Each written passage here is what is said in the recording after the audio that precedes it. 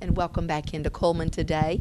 With us this morning, one of our very favorite people, Laura Willingham, is with us this morning. She's a wonderful artist right here in our community, and we're talking about the art shop around the corner. And Laura, you've just got so much talent. It's hard for me to imagine having that much talent, but I've got to say, being the daughter of your mom, Miss Pam Willingham, were you just born into it with a brush in your hand, or is it something that you loved and you had to work at it? Both, A and B. And it's Laura Willingham Walker. That's right, it is Walker. Sorry, Mr. Walker. That's okay. In this town, we know the Willingham We part. do, that's right.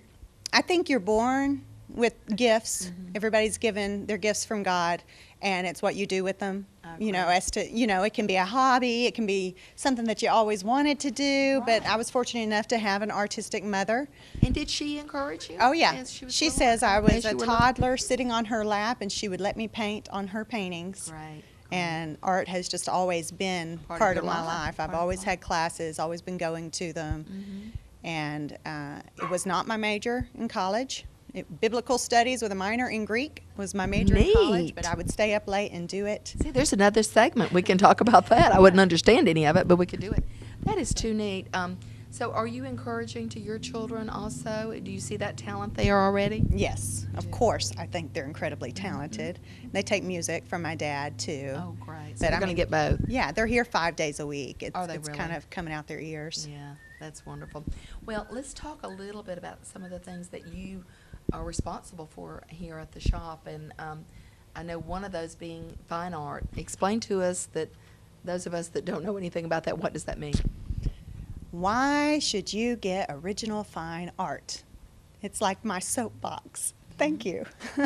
It's because fine art is made by a real human, and it's a one-of-a-kind piece. It's not mass-produced. It's not a lovely print that still is pretty but has no piece of soul in it. And because it's not a mass-produced print, it increases in value as it ages. Absolutely. Art does not lose its value. It becomes better and better. So I have pulled back from teaching 5 days a week. I'm only teaching once a week, Okay. my adult art class, and I am now doing the heart paintings that come from my heart, Okay.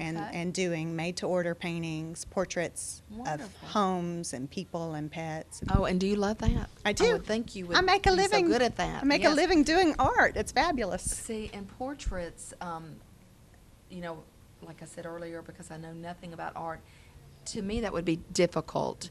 But you've got to look at, do you do it like with a live person, or No, do you no, do it no. from photographs? Yes, I Photographs. have to use photographs because I might, work 30 minutes here and take a Right. lunch break and work an hour. Right. So it has to be when I'm able to sit down and do it. I Okay. love them because they're difficult. Absolutely. It's the best challenge. Oh, I bet. Now, there's folks at home that are watching this morning that have always wanted to have that portrait done of that child that might be grown now and have it of when they were little. Easy to do. How long would it take you to do something like that? Well, it depends on what amount people want done. I Okay. do a pencil sketch portrait Okay. for just $25 Great. and can typically get it done that day, Okay. depending on the line of orders Okay. ahead. So Okay. it's very fast. And then the most I do is a watercolor, bless you. I do a watercolor portrait, Mhm. and my mom does the oil portraits. I'm Okay. not confident enough in oils to do portraits in Okay. them because is that it is so something that you difficult. want to do eventually, but you're just Maybe. Maybe. I don't Okay. feel drawn to doing portraits in Okay. oils. I like doing things Well, like the I would blue think it would be moose. beautiful. in it. Absolutely. We got to talk about the blue moose in just a second. Yeah. What a great idea that you had there. Well, this is just something that we encourage you to call and talk to Laura.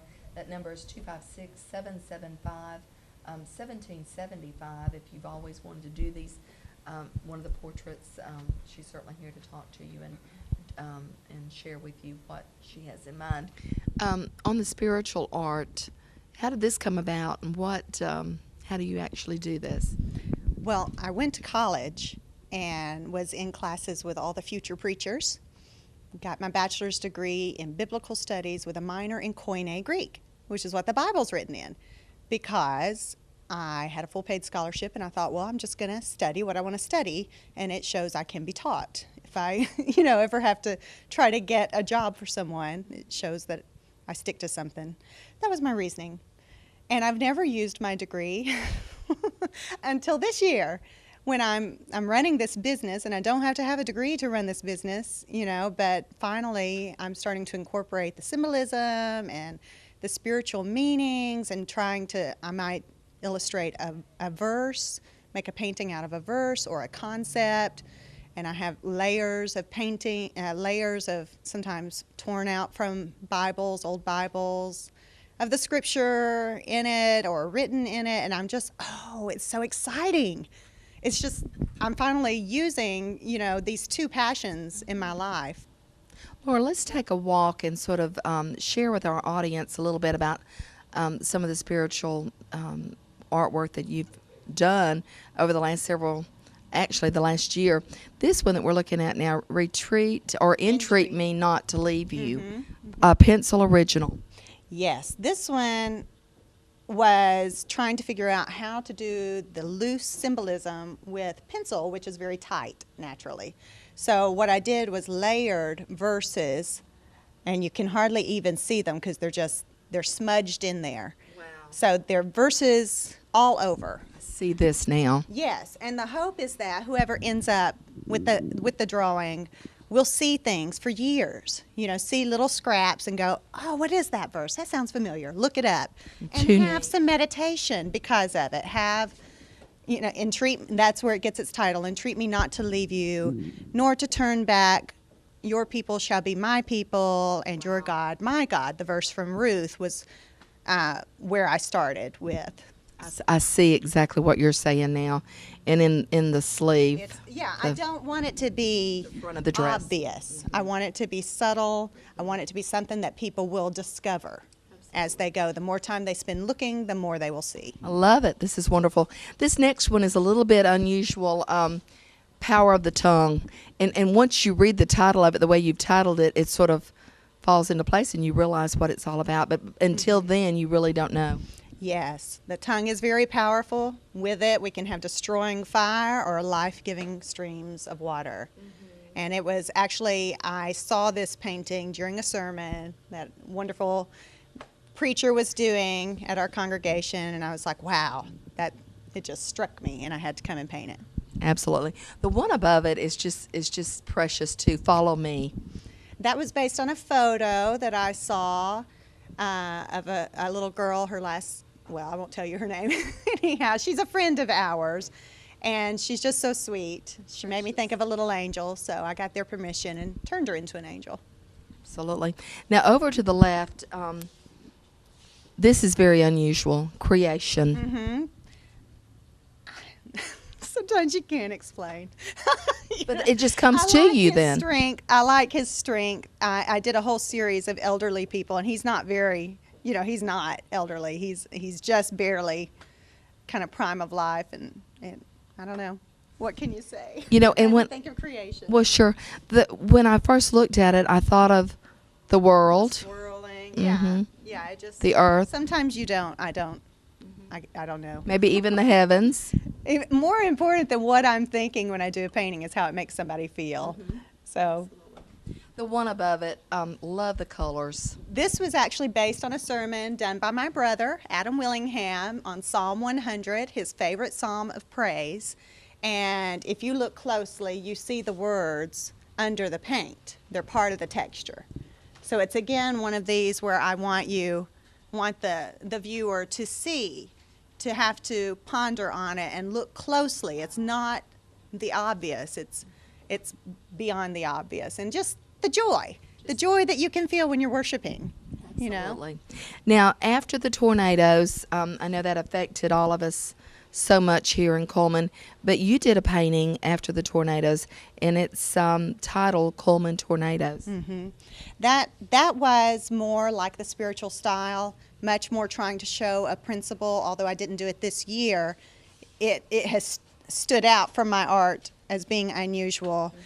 I still had daffodils growing in my yard, not a grass blade out of place.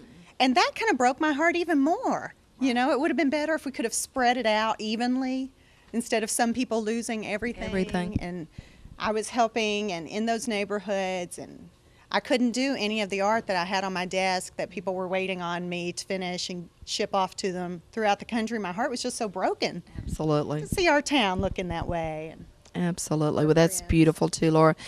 You're so talented. Let's talk a little bit about, you came into our little Blue Moose Cafe recently and said, I've got an idea. Laura was so funny. She walked in and she said, first off, get the cow off the wall, put him down. You need a moose up there. A blue moose. A blue moose. And she painted a blue moose like in one afternoon. It was fabulous.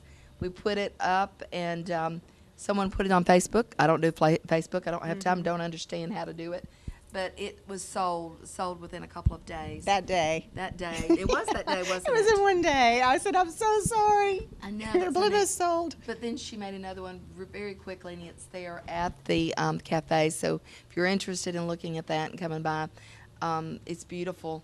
And what I love about the fact, so many things that I love about what you do is you do it on recycled materials. I think that's fabulous. Both of those paintings were on recycled materials. But also, the idea just sort of pops in your head, and you just do it. Yeah, it's not deep. It's not like my deep spiritual art. It's more what I need to do when I want to play. So You're just having fun. do something fun, bright, textural.